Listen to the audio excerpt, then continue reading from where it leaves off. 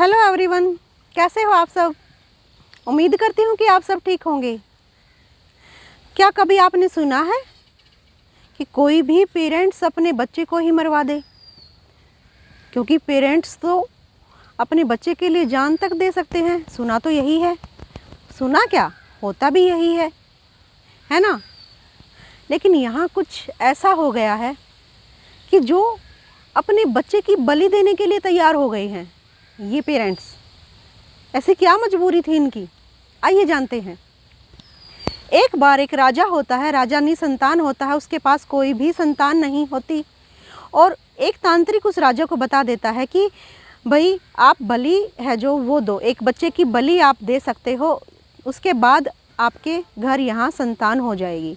लेकिन राजा अंधविश्वास करता है, क्योंकि अंधविश्वास तो अपने आप ही हो गया, क्योंकि वो ऐलान करवा देता है कि जो भी मुझे बच्चा देगा और बच्चे की मैं बलि दूंगा, और बलि देने के लिए जो पेरेंट्स, जो माँ बाप मुझे बच्चा देगा उसको मैं बहुत सारा धन, मतलब खजाना है जो वो दूंगा।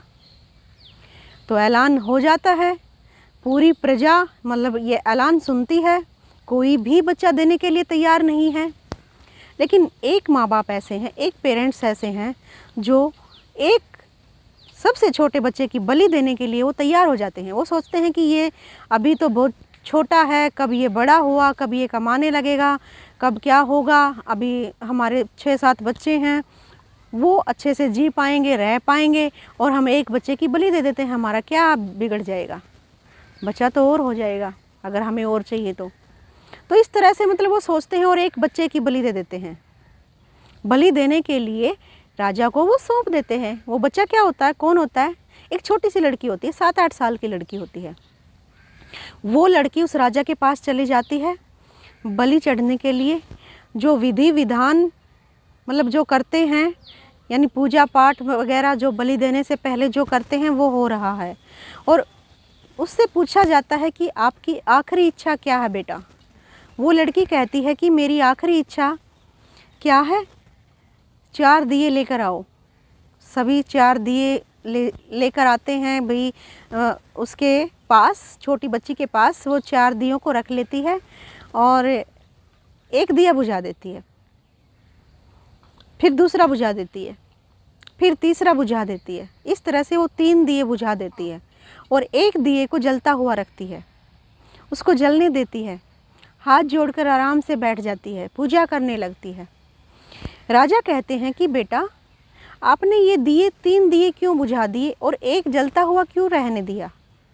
वो राजा को कहती है महाराज ये एक दिया मेरे पेरेंट्स के लिए है, मेरे माँ बाप के लिए है, जिनका फ़र्ज़ था मेरी रक्षा करना, मेरी सुरक्षा करना, और सबसे सेफ, सबसे सुरक्षित बच्चा अपने माँ बाप के पास ही महसूस करता है, और उन्हीं ने मेरी बलि देने के लिए आपके पास सौंप दिया, मुझे मारने के लिए भेज दिया, ये मैंने बुझा दिया।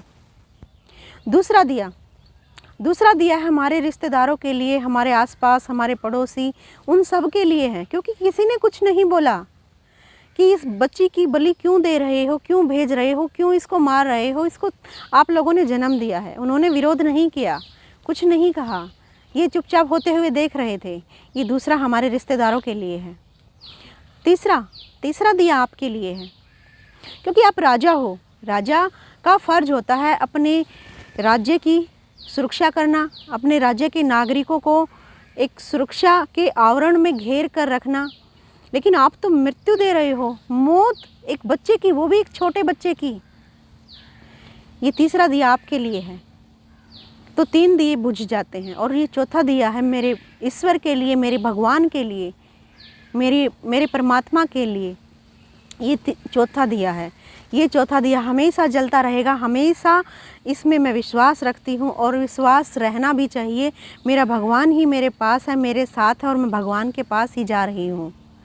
तो इस तरह से वो इन सभी दियों के माध्यम से सभी के कर्तव्यों का एहसास है जो वो करवा देती है, वो छोटी सी बच्ची। तो राजा को समझ आ जाता है कि हाँ मैं कितना लापरवाह हूँ, मैं कितना अंधविश्वासी हूँ। मैंने अपने राज्य की रक्षा करने के लिए, सुरक्षा करने के लिए जिम्मेदारी ली है, और लेकिन मैं एक बच्चे की ही बलि देने वाला हूँ। वो भी एक ऐसे बच्चे के लिए जो भी जन्मा ही नहीं है, जो इस दुनिया में भी नहीं आया है, और मैं एक जान को खोने वाला हूँ।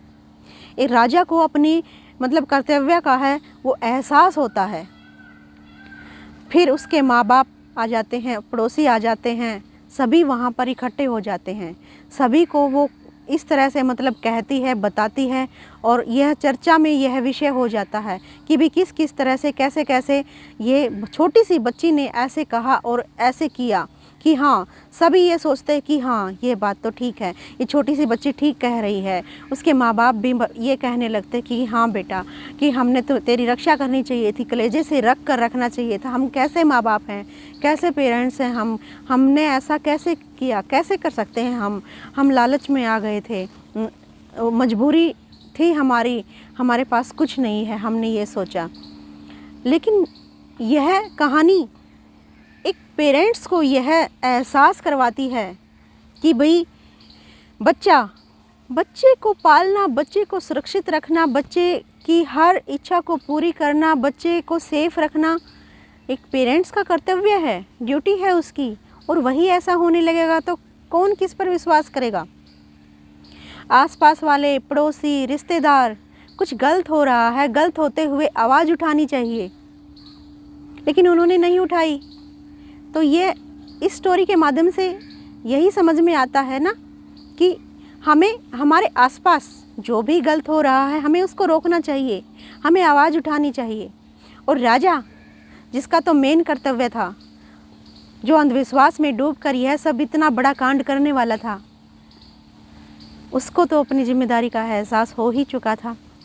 वह क्या करता है, ऐलान कर देता है कि ये बच्ची बहुत समझदार है और यही मेरी पुत्री होगी, यही मेरी बेटी है और यही मेरी राजकुमारी है और उत्तराधिकारी है राज्य की उत्तराधिकारी घोषित कर देता है वो उसी समय, उसी टाइम उस छोटी सी बच्ची को, और उसका पालन पोषण खुद करता है। और उसको वही शिक्षा दी जाती है जो कि एक राजकुमार को दिलाते हैं। उसको अस्त्र शस्त्र की, धनुर्विद्या, हर तरह की मतलब उसमें वो निपुण उसमें करता है और आश्रम भेजता है। और जैसे भी शिक्षा पहले समय में दी जाती थी ऐसे ही उसको पूर्ण रूप से शिक्षित करता है और वो आगे चलकर एक बहुत ही सफल रानी बनती है। उत्तराधिकारी उसको घोषित कर ही देता है और वो एक बहुत ही अच्छी और मेहनती और हर कर्तव्य को समझने वाली प्रजा उससे बहुत खुश हैं। और वो राजा बूढ़ा हो चुका है लेकिन वो उसकी बहुत सेवा करती है, उसको बिल्कुल अपने माँ बाप से भी बढ़कर मतलब प्यार व सम्मान देती है। वो पूरे राज्य को, पूरी मानव जाति को, यहाँ तक कि राज्य को ही नहीं मानव जाति को, इतने उसके अंदर इतने दया भाव है ना, वो सभी को मतलब एक सूत्र में पिरो कर रखती है और एक अच्छे से शासन चलाती है। कौन कहता है कि लड़की नहीं कर सकती, लड़की यह सब नहीं कर सकती, एक औरत यह नहीं कर सकती। औरत क्या नहीं कर सकती, औरत सब कुछ कर सकती है। ज़रूरी नहीं है आदमी का ही होना, लड़के का ही होना। चाहे अगर हम चाहे तो लड़की भी वो सब कर सकती है जो लड़का कर सकता है, लेकिन हम चाहते नहीं ना, हम मौका ही नहीं देते ना, लड़की को मौका ही नहीं देते हम कि वो सब करे जो लड़का करता है, कर सकता है। वो छूट, वो खुलापन, वो परवरिश, वो सुविधाएं हम लड़की को नहीं देते ना, नहीं दे पाते ना, इसीलिए तो वो वहीं पर रह जाती हैं, उनकी इच्छाएं दब जाती हैं। एक गृहिणी सिर्फ भाई लड़की है क्या करूं, लड़की है क्या करूं, लड़की है क्या करूं, यह संदेश भी देती है यह स्टोरी कि लड़की क्या नहीं कर सकती, लड़की बहुत कुछ कर सकती है। तो कल फिर मिलते हैं एक नई स्टोरी के साथ, नए टॉपिक के साथ। जय हिंद, वंदे मातरम।